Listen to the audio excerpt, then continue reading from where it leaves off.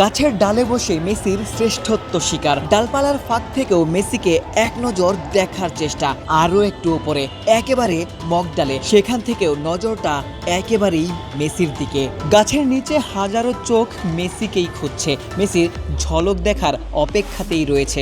তবে চোখ আটকে যাবে পাশের বিল্ডিংটাতে, যেখানে জীবনের ঝুঁকি নিয়েও মেসি ম্যাজিক দেখার চেষ্টা চলছে। ঢাকা বিশ্ববিদ্যালয়ের ছাত্র শিক্ষক কেন্দ্র, যেখানে মূল ফটকের ব্যানারটিও ভেঙে গিয়েছে। টিএসসিতে হাজারো আর্জেন্টাইন সমর্থক নিজ দলের খেলা দেখতে এসেছিলেন। জীবনের ঝুঁকি নিয়ে এভাবেই প্রিয় দলকে সমর্থন করতে চেয়েছেন। মূল ফটকের ব্যানারটি পুনরায় মেরামতের চেষ্টা চলেছে। নজর দেওয়া যাক এই পাশটাতে, যেখানে সার্জিস সহ হাজারো আর্জেন্টাইন ভক্ত মেসিদের খেলা দেখেছিলেন, মেসি ম্যাজিকের সাক্ষী হয়েছেন।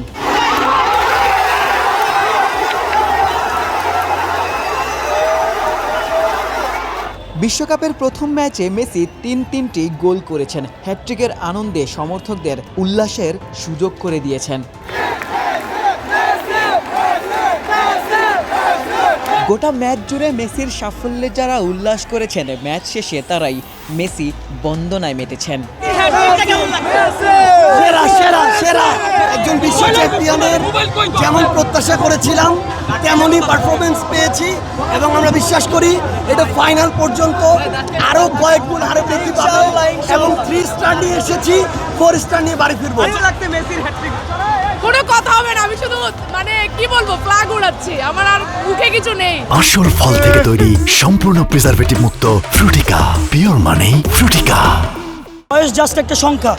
আজকে যদি আমার ফিল্ডটা আপনি নিতে চান, তাহলে আমার কি একটা ভিডিও কি আপনাকে দেখাবেন? আমি 2022 সালে একটা নাচ দিয়েছিলাম, ওটা কি দর্শকের কাছে একটু দেখাবেন? ফুটবলের অপর নাম লিওনেল মেসি।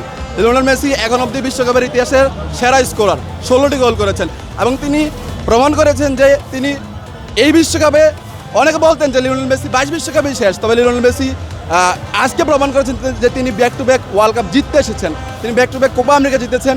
লিওনেল মেসি এই গ্রহের সেরা প্লেয়ার।